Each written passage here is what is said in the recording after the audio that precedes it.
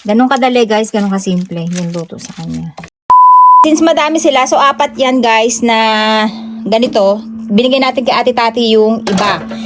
Bakit siya nakahiwa-hiwalay? Pwede naman sama-sama na malalim. Kailangan para mas maging complete yung kanilang paglabas ng buhangin ay medyo mababaw lang yung kanilang tubig plus konti lang sila dapat, hindi sila dapat pupunuin kasi masusuffocate yung nasa ilalim, matetegi sila. So ayan guys, ganito yung itsura ng ating mga clamshell at clear to, pinalitan namin ng bagong tubig. I-clear natin sila para maluto na natin sila at maset aside natin yung ipamimigay natin dun sa ating kapitbahay. Ganyan ang itsura niya guys pag bumabaon siya, nakita nyo, tumataba yung part tapos pumapayat sila. So yun yung pinambabaon nila sa buhangin. At then ayan, nakita nyo yung tubig, medyo malabo. At may mga buhangin pa yan na natitira sa ilalim. Tulad ng sinabi ko sa inyo, yung malalaki ang pinipili natin, pinakamalalaki para dun naman sa may-ari ng farm ko. So, tatanggalin lang natin ng tubig kasi susuka pa yan ng tubig. So ayan, meron na tayo dito. Ito yung kapitbahay ko na may-ari ng farm.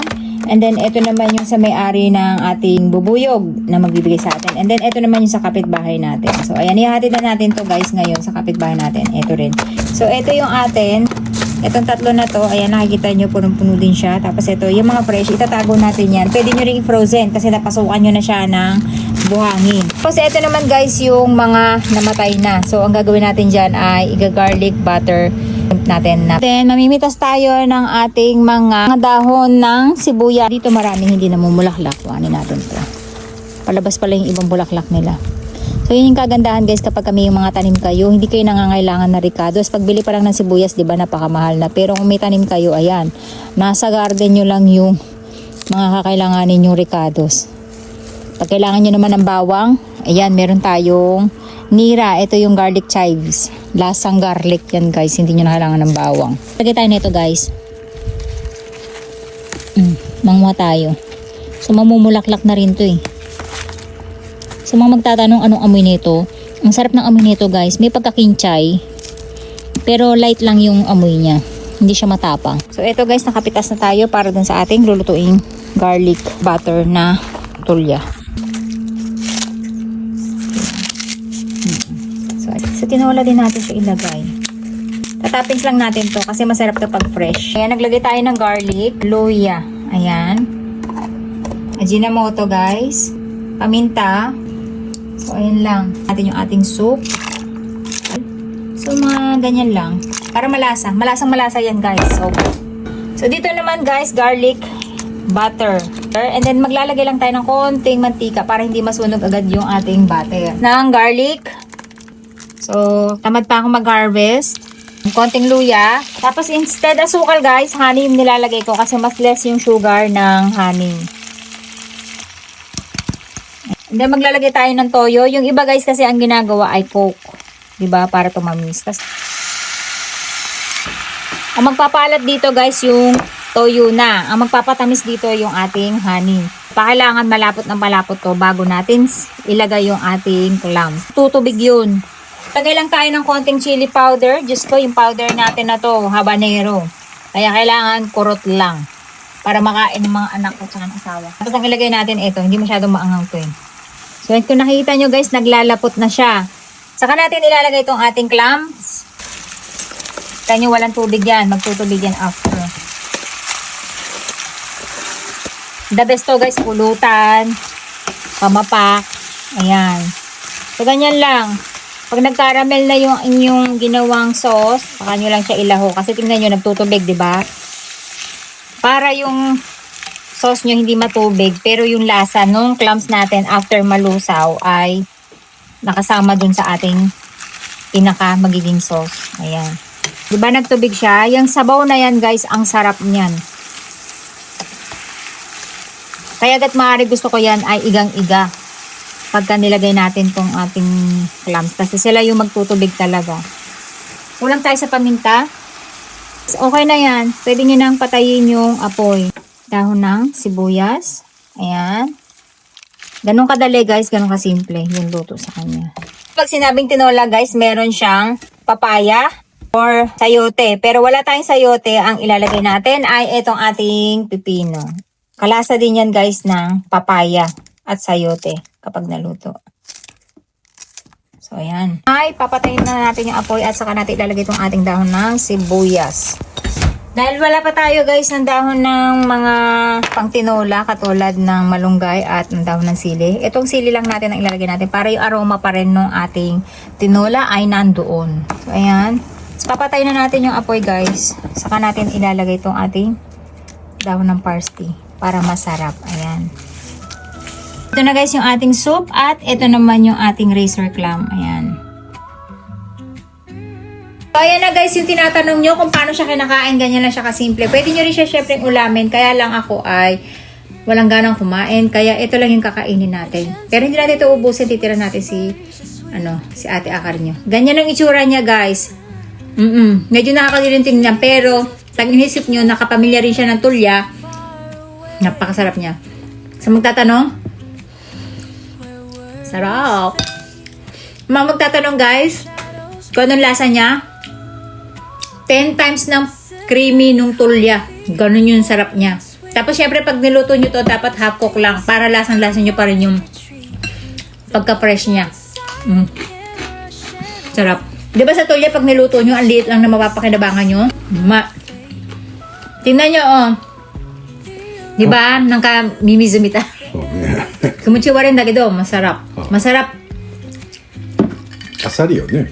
Di ba pagka bumili kayo ng tulya guys, nakakabitin yung laman niya kasi ang liit-liit. Eto, solve na solve kayo kasi ang laki niya. Ayan o, tingnan nyo. Di ba? Naputol pa nga. うまい。バターとニンニクも入ってる。う Ito ま。 shoga. あ Ito shoyu. Ang sarap guys. うまい。頑張ってよかったね。 Sauce niya, ang sarap din. ネギもうまいんじゃない。 Si papa mo gambata oh. ね。 Grabe guys, ang sarap. Tingnan nyo.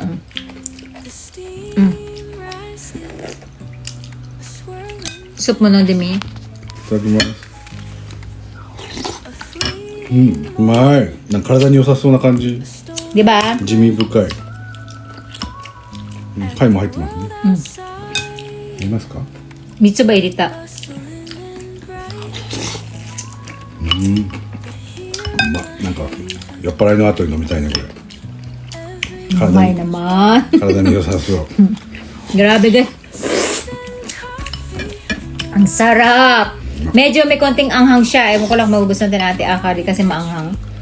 Pero may ligam sa maanghang yan. Huwag lang sobrang anghang. Ang sarap guys. Tinatawag ako sa ate Tati. Sabi ko lutuin niya na bang makalimutan niya. Ang sarap. 止まらないじゃないですか。 Ang dami na yan. Isang kainan ko lang yan. Kaya lang, gusto kong tiran si ate Akari. 今こはラッシュしたでしょ。足がヘロヘロですよ。 So kahapon, nagbubungkal daw siya. Pagod daw siya mag ライブで magbungkal kaya ang sakit ng paa niya. ライブで頑張ったから。 Para daw sa live. 頑張っただか。 Gamba tayo. なんか Sarap guys, pati yung soup. Hihigupin nyo kasi lasang-lasa yung garlic and butter natin. 美味しいわ。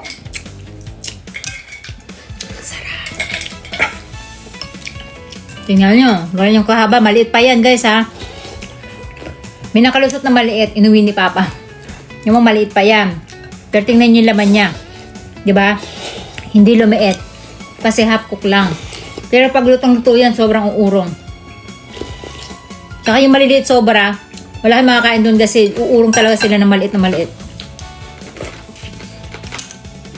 Yung iba guys, tinatanggal na yung shell. Pagka niluluto. Matrabaho. Kasi kung saan naman siyang matatanggal pagka minsan niluluto nyo.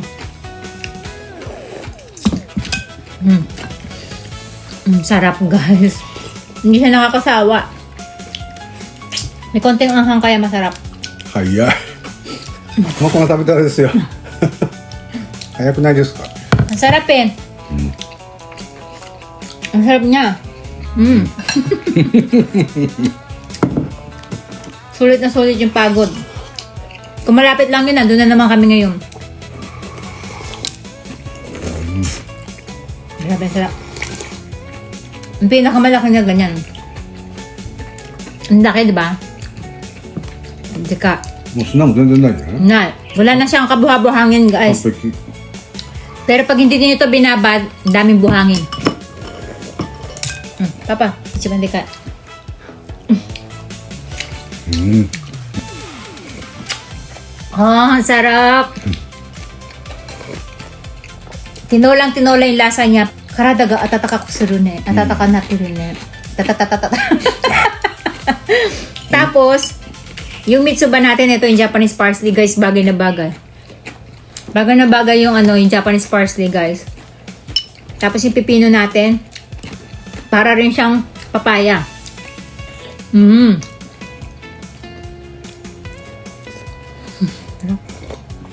Ay ne. Ito pa lang, guys, busog na kayo. Gamba tayo asawa ko kaya siya yung madaming dapat kinain. うまい。 Sobrang sarap. もう来週はもう行かないよ。 Sabi niya, hindi na tayo pupunta doon, ha? Layo kasi, guys, eh. 4 hours. Gasolina, そうね。 toll gate, tas entrance pa. だけで1万円ぐらいかかるかもしれないね。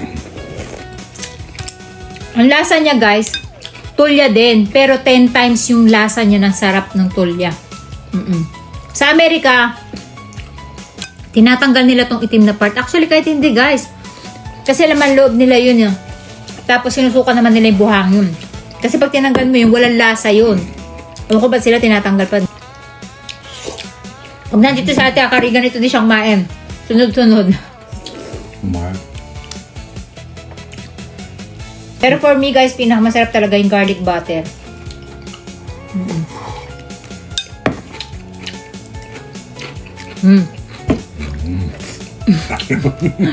At ito naman yung natira natin para kay Ate Akari. Mamaya sasabayan ko siya ulit magmukbang. Ganyan lang yung pagluluto sa kanya. At itry nyo na din kapag nakakita kayo. Kaso wala yata nito sa atin sa Pilipinas. Sabi nila meron nito sa Pilipinas pero hindi ako sure kung saan makikita. So, yun lang, guys. Ang sarap niya.